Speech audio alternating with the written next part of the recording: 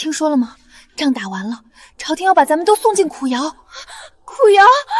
那地方进去了还能有命出来吗？姐妹们，都想想办法吧。趁现在还能走动，赶紧找个愿意带咱们走的汉子啊！大战结束，为了不被卖进苦窑，军妓们想尽办法勾搭军汉，跟他们回家。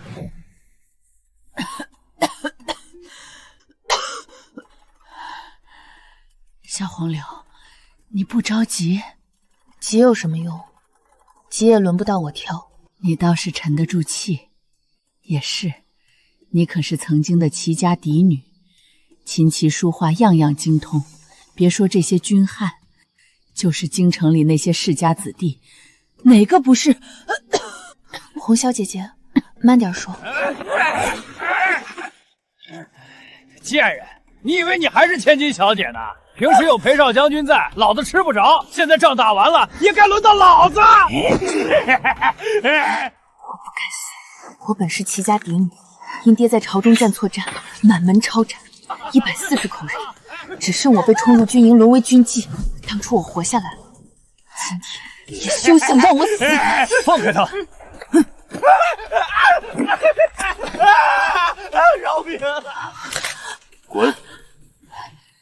那无赖被拖走了，好像是断了条胳膊。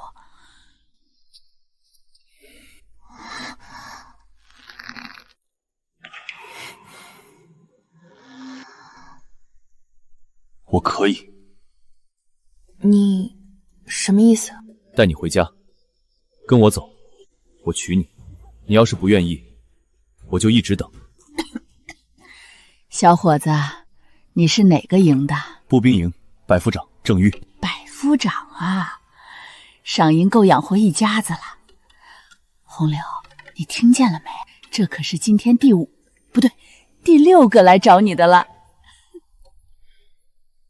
前面5个你都拒绝了，你怎么知道？我打听过。我需要想想。好，明天一早我来听你答复。小红柳啊，有人愿意带你走就走吧，还等谁呢？难不成是那风光无限、即将迎娶公主的裴小将军？我没有等他。那你等什么？我等的不是人，是一条活路。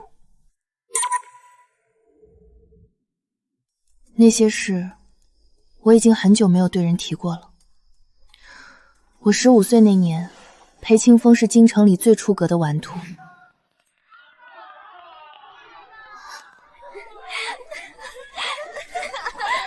谁让他们弄的？还能有谁？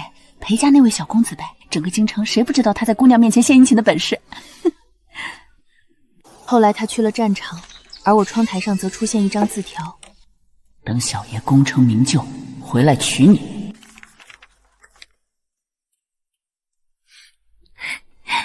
可我没能等到。没过多久，我便因齐家被抄家，被冲入军营为妓。再次见面便是在妓营了。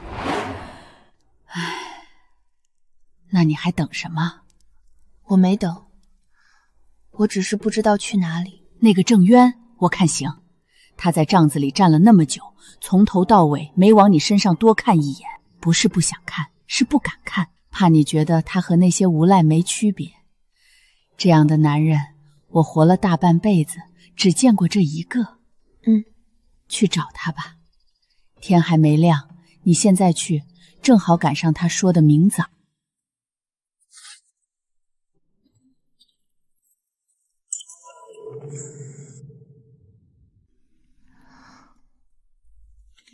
谁？是我。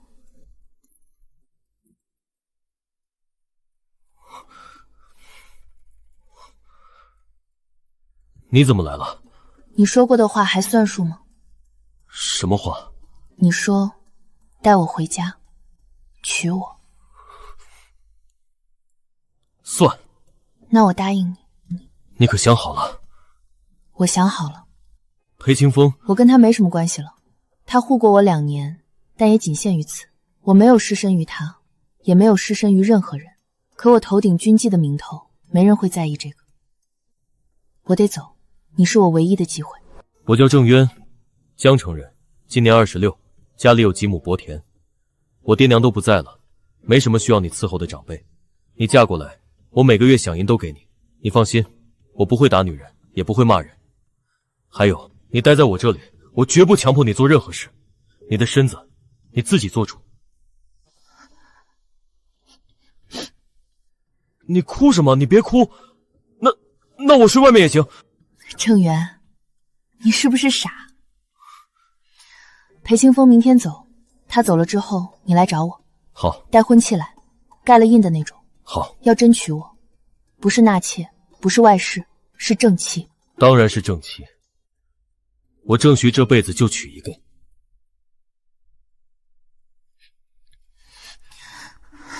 齐红柳，等我。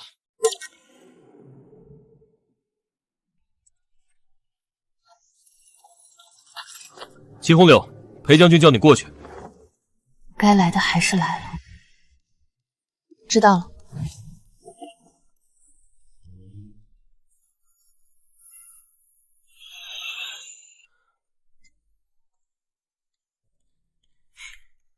听说你要嫁给一个百夫长，哼，怎么？我要娶公主，你吃醋了？用这种法子来气我？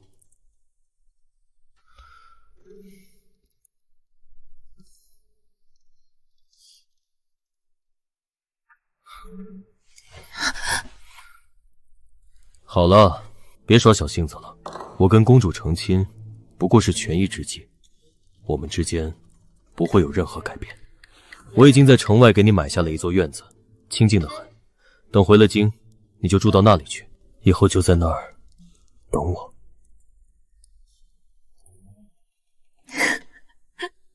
裴将军的好意，红雷心领了，只是我怕是没这个福分。你什么意思？你别忘了你的身份是什么？除了我，谁还会要你？是，我是军妓，但即便是军妓，也有权利选择不做什么。我看是我平日太纵容你了，给你脸了是吗？齐红柳，你信不信？信不信？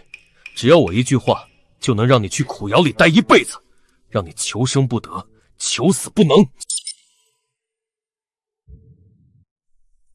原来在他心里，我连一件随意丢弃的物品都不如。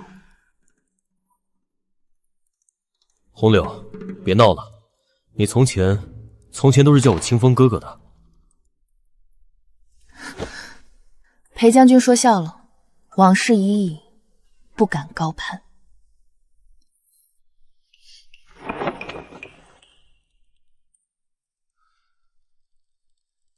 是什么时候我和裴清风开始变了呢？这就是京城牡丹，高不可攀的齐红柳啊！听说许多京城子弟都想求娶她，果然美。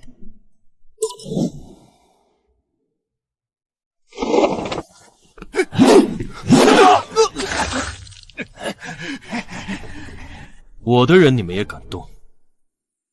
找死！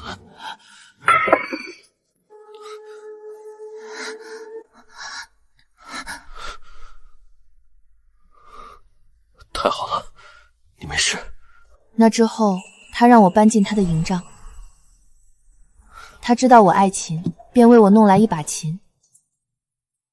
能听红柳一曲琴，死也值了。那时候我真的以为我可以把终身托付给他。后来他的军功越积越高，应酬也越来越多。偶尔他们会叫一些年轻貌美的军妓进主帐，我敬你一杯。那些不堪入耳的声音穿过营帐之间的缝隙，一直钻进我耳朵里。我躺在铺上，盯着帐顶，跟自己说他绝不是其中之一。直到有一晚，他把我翻过去，我意识到他要做什么，下意识推开他。这也不行，他们算了，睡吧。我躺在原处，脑子里全是他没说完的那句话。他们都行，同样都是军妓，怎么偏偏你不行？战况紧了以后，他来找我的次数越来越少。有胆子大的军痞以为我已经被厌弃，半夜摸进我营帐，想强迫我。我拼命挣扎，被他扇了一巴掌。裴清风恰好回来，一脚踹开那人，把我揽进怀里。我以为他会处置他，可是裴将军怎么可能真为了个婊子跟我过不去？他还请我喝酒了呢，说女人如衣服，跟兄弟们才是过命的交情。那娘们真嫩，可惜没搞到手。等有机会，我一定要了她。我转身去找裴清风，问他原因。他坐在案前看军报，听完我的话，眉头微微蹙起，然后一把把我拉到腿上坐下。于私，他叔叔是我副将，救过我一命，我不能处置他。于公，我要以什么理由处置他？欺辱军纪？你是我的，断不会被别人欺负了去。以后出了营帐，多穿点。那一刻，我仿佛第一天认识面前这个人。从那时起，我就知道，男人靠不住的，我要活着，得靠自己。红柳，好像是公主的探子来了，混在宣旨的官员里，到处在打听你。打听我什么？裴姐，还能什么？打听裴将军跟你……我知道了，他做这些就是给探子看的，要让公主知道他对我不过是玩玩。这……齐红柳，裴将军有令，命你换上武衣，去主帐献武。现在才明白，他最怕的从来不是有谁欺负我。给你防身用，谁敢欺负你，你就捅他。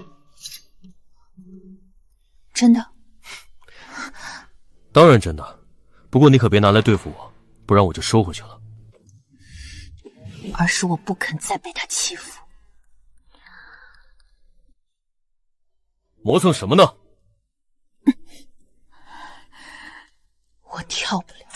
啊！将军，将军，齐红柳把自己腿扎穿了。今时不同往事了，红柳。只不过让你跳支舞，你这样的身份，有什么立场拒绝？在你眼里，我是什么身份？我看是我平日太纵容你了。明日我们回京，除了那些跟将士写了婚契的，其他军役一律送去苦窑。你去那儿好好磨磨性子，等我在京城述职后再来接你。他要送我去苦窑？我走了。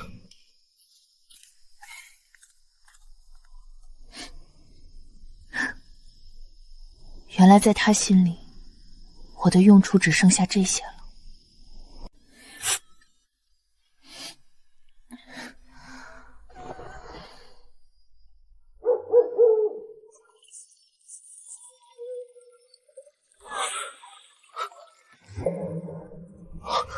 谁伤他？我自己。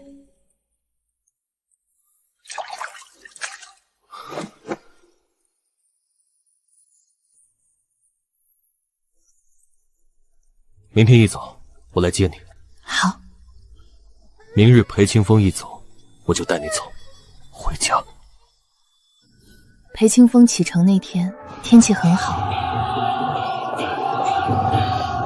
我不知道他有没有看到我，应该没有，离得太远了。红柳，我可能等不到你了。说什么胡话？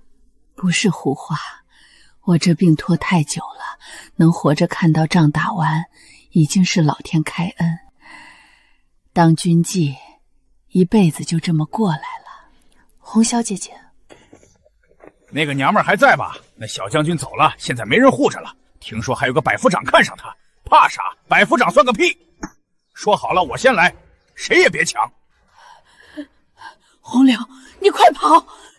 从帐子后面出去，跑去找郑轩。我一个快死的人了，他们能把我怎么样？你快走！可是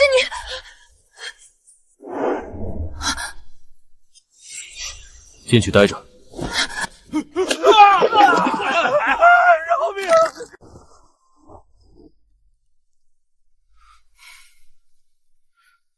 走吧。那些人呢？扔溪里了。好，杀得好。他们想动你，就该死。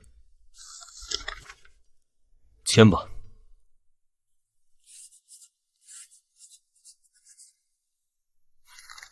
走吧。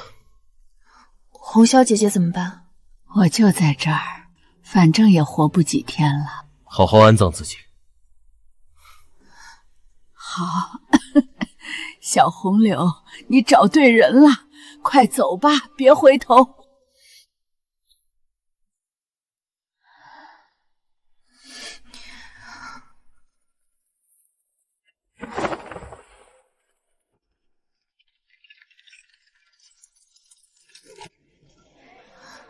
我们到哪儿了？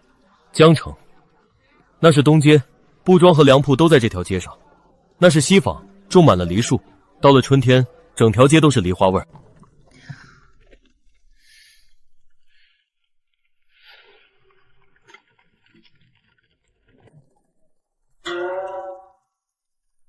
附近有当铺吗？你要当琴？琴是裴清风送的，玉是我娘留给我的，当了换些银两，我不能白白拖累你。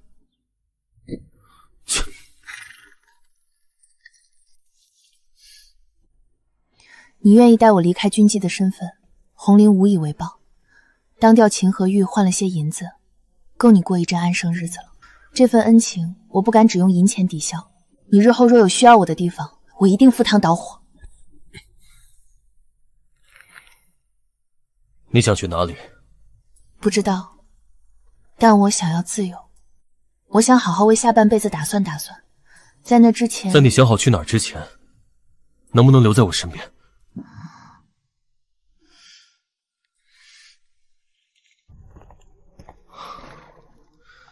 先换身衣服，吃点东西，回家休息。这里的门面一看就不便宜，银子不能这么乱花。家主回来了，家主，你可算回来了！你这一去就是1年多，家里老老少都急坏了。你不是说你家有几亩薄田吗？你骗我！后来想想，少说了几亩。那天我见识了真正的郑家，他带我换新衣，上最好的酒楼打首饰，我一路跟着他，每到一处，掌柜的都笑呵呵地迎上来，不收分文。我终于忍不住问了一家首饰铺的老板娘，她到底是什么人？姑娘，你不知道，郑家是我们江城的头一号，这位是西南侯郑乾的后人，这一代的掌家。你方才路过的成衣铺、钱庄、粮铺、金银楼，还有西街的酒楼、城东的花园、码头上的仓库，全是郑家的产业。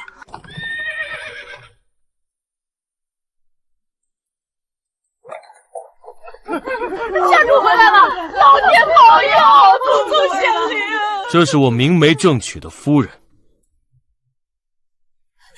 岳哥哥，你要娶的人是我。你是哪个？郑渊，我们岳家和郑家是从太爷爷那辈定的亲，你敢不认？从太爷爷那辈定的，那你家太爷爷去。郑旭，你给我等着，我回去告诉我爹。去吧，顺便告诉你爹，郑家下一季的粮食不给他送过来了。那姑娘叫月容，是郑家世交的女儿，两家从祖辈就定下了婚约。我不娶。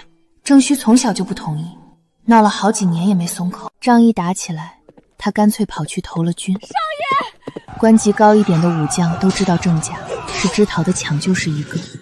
不必了，他把军功全让给别人，安安稳稳躲到现在，就是为了不在军营里暴露身份。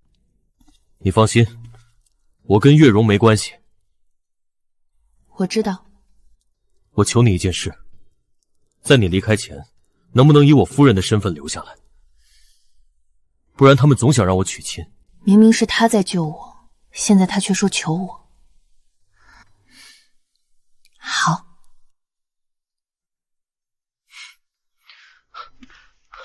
那我去准备。郑渊说的准备跟我想象的完全不同。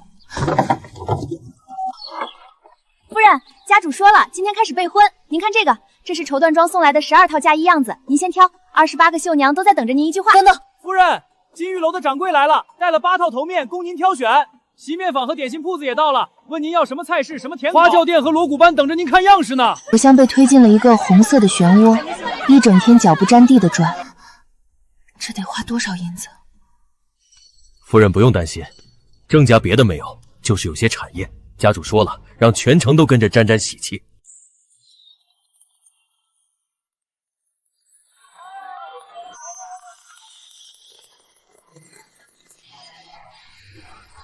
这阵仗，皇帝嫁女也不过如此吧？听说新娘是位谪仙般的女子，郑家家主苦苦求来的。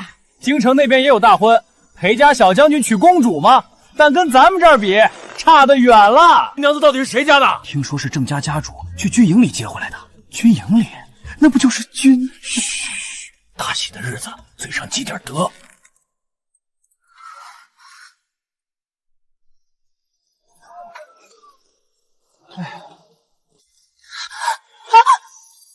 夫人，小心！敲歪了。新郎官，这不合规矩啊！从今以后，夫人的喜好就是政府的规矩。我靠在他怀里，忽然有些恍惚，这明明是我还他人情的逢场作戏，怎么这般真？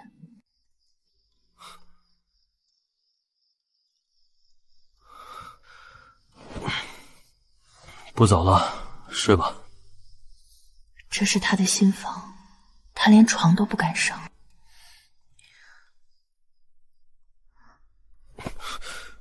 不用。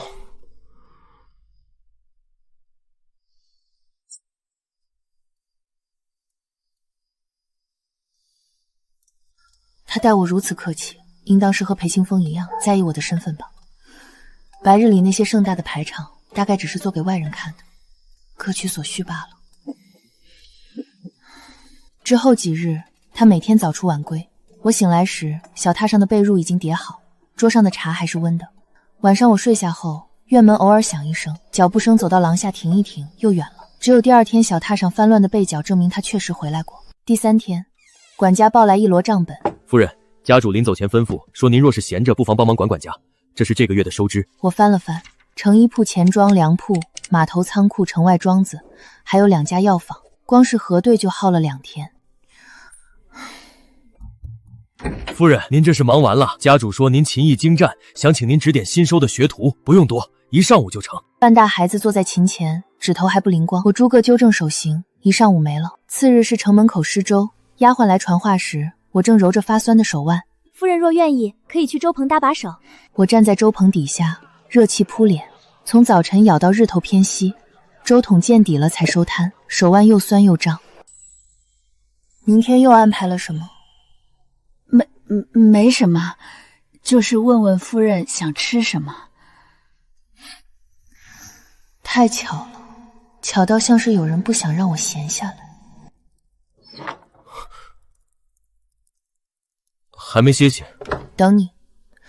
管家请我核对账目，琴坊请我去叫学徒，周鹏也让我去搭手。郑勋，你是不是怕我闲着？怕我闲下来就会走？你想多了。以后要我做什么，直接说。郑家在京城的当铺掌柜来信，有女子当了一块玉，和你之前那块一模一样，像是你齐家的东西。我娘给我的玉，是我和兄长1人1半的。兄长成亲后赠给了嫂嫂，可是我当初托裴清风找过他，他说嫂嫂已经不在了。没见到尸首，那就还有可能活着。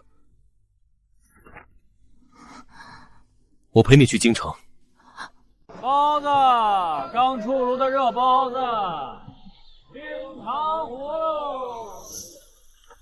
这药3钱。嫂嫂，嫂嫂。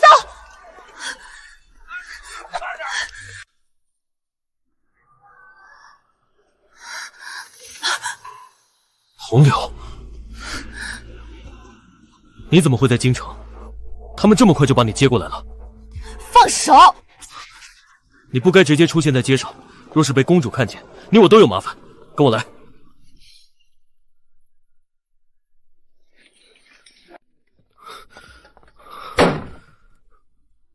你瘦了，那个百夫长对你不好。我夫君对我很好。别叫他夫君，我知道你是为了避开苦瑶才嫁的，你不是真心跟他。红岭，我马上想办法把你从公主眼皮下送走。城外那个院子一直都有人打点。让开让开，回避！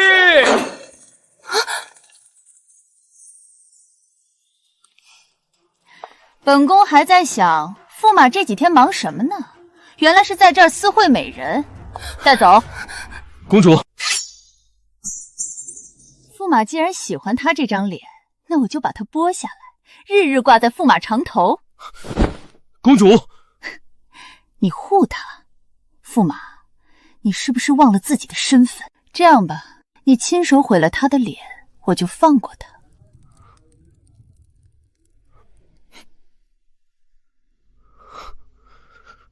红柳，为了护你性命，我只能……公主，若我能解公主心里的难题，能不能救自己一命？哦，你说说看。公主日夜盯着驸马见了什么人，夸了谁，不累吗？驸马之所以沾花惹草，是因为他还有自由、有权利、有一颗躁动的心。若公主剥夺他的权利，禁锢他的自由，困住他的心，那公主现在的苦恼都会迎刃而解。畏惧比爱更长久。你这是在教我吗？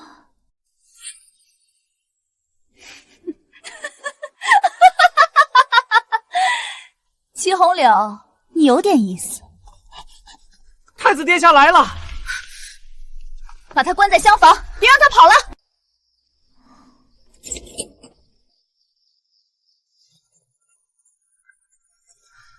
逃是逃不掉的。红柳，让你受委屈了，怪我不该把你一个人放在苦窑。放手。这个时候就不要跟我闹了。跟将军闹什么？将军怕是误会了，我现在是有妇之夫，将军这样拉拉扯扯不妥。别给我摆这副面孔。我知道这段日子你受了苦，我马上想办法把你从公主眼皮子底下送走。城外那个院子一直都有人打点。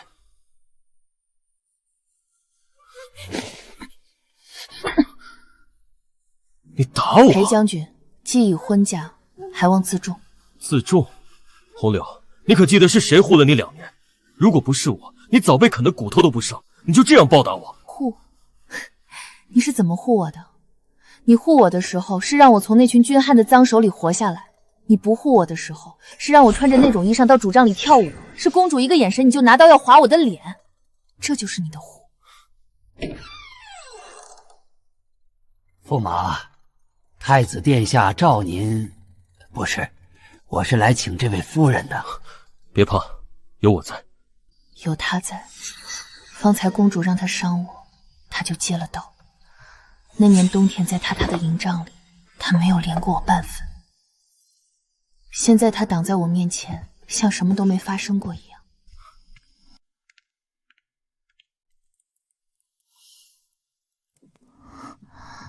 我说什么来着？夫人就在公主府做客呢。郑侯夫人与宣华是旧识。臣妇齐氏，罪臣齐元良家女。什么？你是齐家？是。父兄获罪后，臣妇被冲入军营为妓。大捷之后，陛下洪恩，准许将士带军妓归家，臣妇才得以和郑侯结为连理。臣妇和郑侯的婚帖还是驸马亲自准的呢。你嫁了他？驸马，太子哥哥面前要这么失态？哈哈，郑侯倒是个性情中人。能娶到她，是我此生之幸。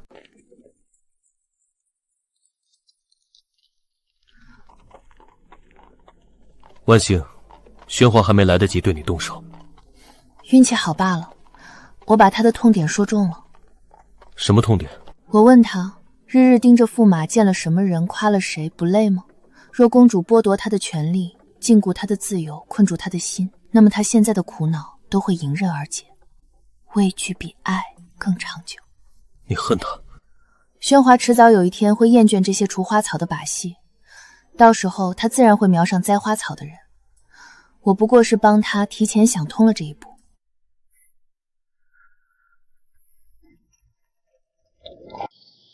郑侯接旨。中秋宴那日，宫里派人来请。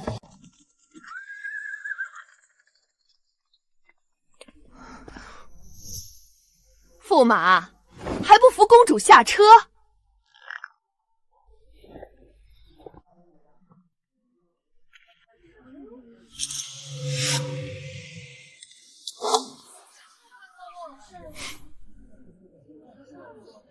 太阳甚烈，公主金枝玉叶受不得晒，驸马不去扶扇吗？驸马在看什么？失了魂般。是我疏忽了。论贴心，驸马甚至比不上小德子，是该反省了。公主教训的是，不知臣什么时候才能复职？等驸马懂事些，本宫自然会放你重新上任。我去偏殿换件衣服。入席后，我不慎洒了酒，去偏殿换衣裳。刚踏进去，一人从房梁翻身而下，在我尖叫之前捂住了我的嘴。他碰你了？我已经嫁给他了，夫妻之间做什么很奇怪吗？不可能。不说你一直爱的是我，便是那郑须，贵族出身，富可敌国，怎么会娶一个军妓？裴将军，我只是因获罪沦为军妓，可我从不下贱。你一边玩弄我的感情，一边为攀附公主另娶他人，这才下贱。红柳，你明明知道我爱的只有你，我娶公主也是为了我们的未来，你信我对不对？我现在才知道，我真正想要的只有你。我还有些忠心的部下，我带你走，去一个没人认识的地方重新开始。我做不到像你这样，成婚后抛弃家庭，与旁人私奔。可你不爱他。我爱他。你爱他？是，我现在爱的人是他。那我呢？我在你心里算什么？裴将军，你现在不在我心里。我不信，我们走，我带你走。看来只是丢了官，并不能让驸马这颗躁动的心收敛半分。来人，去跟父皇母后说一声，驸马得了失心疯，正式辞官。从今以后在公主府休养，再也不会出门半步。公主，你要毁了我吗？怎么会呢？我太爱你了，只有这样才能保证你不会被别人抢走。你要乖乖听话，若是想着跑，那我就只能打断你的手脚，让你再也跑不了了。但我不想走到那一步。我爱你这副皮囊，爱你的意气风发。你现在能依靠的只有我对你的爱了。可千万不能惹我生气啊，要不然我厌弃了你，你才真的一无所有。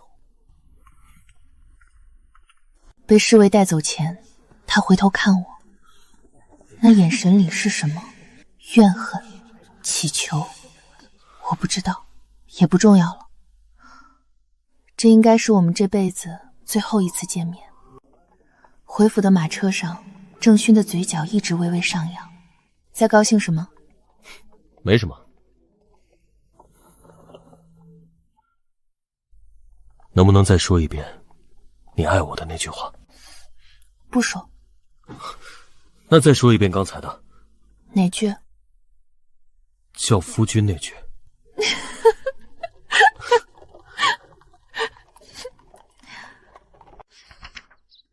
几日后的一个傍晚，当铺掌柜又递来消息，有人拿着另一半相似的玉出现了。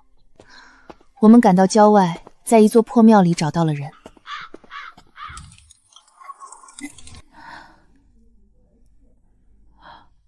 红柳，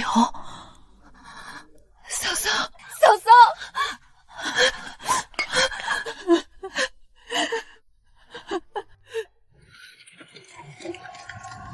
当年父兄被斩，娘亲自尽，偌大的齐家只剩我们两个。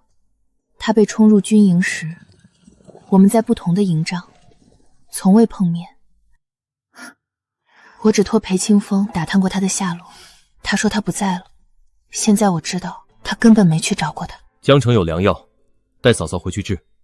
临走前，他进了趟宫，回来时递给我一张圣旨，赦免嫂嫂军具身份，恢复良籍。嫂嫂病好了，就能名正言顺留在江城了。这旨意求来不容易吧？郑家别的没有，就是有点银子。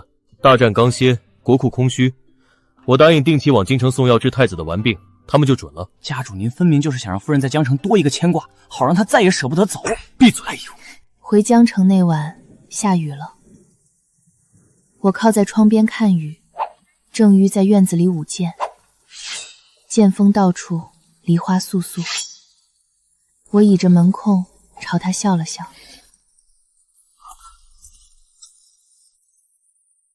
你嫌弃我？怎会？你喜欢我？你还记得2年前那个冬天吗？大岩趁夜渡江偷袭，我们死伤惨重。记得，那时候缺医少药，裴清风下令放弃伤重的人。每天晚上都能听见呻吟声越来越小，第二天蒙白布的尸体越来越多。我懂些医理，就去帮忙找草药。那天你在晒药？对，我蹲在雨棚底下翻草药，旁边的尸堆突然动了一下，一只手从里面伸出来，抓住我的脚外，我吓得跌坐在地。那人浑身血污，脸根本看不清，但那只手怎么都不肯松开。你把他拖出来了？他被军医判了必死，我却不甘心。那时候我心里太绝望了，裴清风越来越忙，战事越来越紧，我不知道哪天就会死在哪里。救那个人，是我在给活下去找一个盼头。你每天把半个馒头掰下来，就着水喂给他。你怎么知道？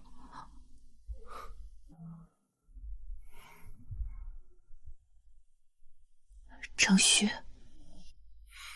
是我，那个被你从尸堆里捡出来，用草木灰炉乱治伤，每天喂半个馒头的人，是我。我伤好之后，常常去看你。你一个人帐子外面晒药哼小曲儿，头发被风吹起来的时候，整个军营里就那一抹亮色。我想跟你说话，又不敢。后来我看见你跟裴清风在一起的时候，笑得很开心，我就知道你的心在他那里。你若了无牵挂，我必早早袒露心志。可那时候你的心还没回来，所以我一直等。这个傻人，从头到尾，他都没把我当过下贱的军妓看。他待我克制有礼，不是嫌弃，是尊重。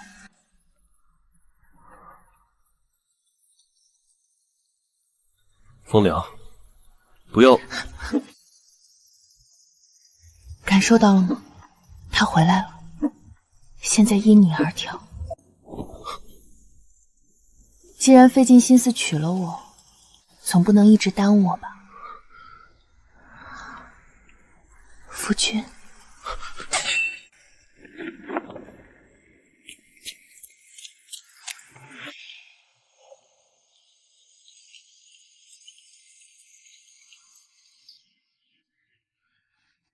你当初来找我说我可以，你准备了多久？3个晚上没睡着。再听到裴清风的消息是1年以后，嫂嫂的身子已经大好，面色养得红润，指尖捏针也稳了。夫人可要听听京城那边的消息？说吧。驸马，前驸马断了腿。断腿？是，宣华公主去年得了疾病薨逝，驸马被接回了裴府。后来不知怎么的，他跑到院角那棵红梅树下，趁人不注意爬了上去，说要摘红梅送给谁，从枝头摔下来，腿就断了。红梅树之后便不怎么下得了地，精神也不太好了，又哭又笑。我知道他在想什么。当年裴清风攀上我家墙头，在我窗台下放红梅的事，他听母亲说起过。许是从前那些念想太过张扬，反倒把一个人的一生定在了原地。裴家如今也败落了，听说他一个人住在偏院里，身边就剩一个老仆伺候。有时候清醒些，就坐在廊下，望着院角那棵红梅树发呆；有时候不清醒，就对着树说话。都过去了。这孩子最近踢你踢得厉害吗？厉害，尤其是晚上，他爹一凑过来，他就开始闹腾。郑源说这孩子像他，沉得住气，一出手就不轻。你怕不怕？头一胎总归是凶先些。有一点，不过稳婆说胎位正，问题不大。况且郑玄比我还怕，有一回我半夜腿抽筋叫了一声，他从床上弹起来的动静比打仗还大。从那以后，每天晚上睡前都帮我揉腿。我说不用了，他说反正不用白不用。红柳，你现在苦尽甘来了。嫂嫂也是，你身子养好了，往后日子还长。郑玄说城东有间铺子空着，你要是愿意，可以盘下来做点营生。他说你以前在京城就管过铺面，比我会做生意。你跟郑瑜说，我这条命是他救的，你们欠我的早就还完了，往后是我欠你们。一家人说什么欠？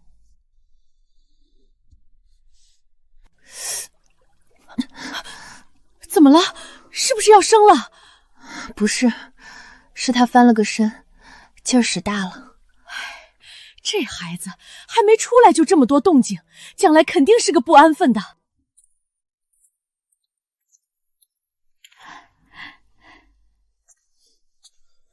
在说什么？说你儿子不老实。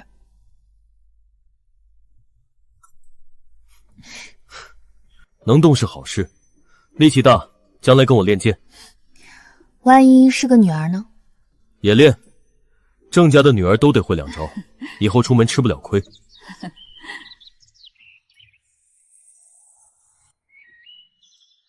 我靠回椅背上，觉得这日子真长，长到可以装下很多很多个这样的午后。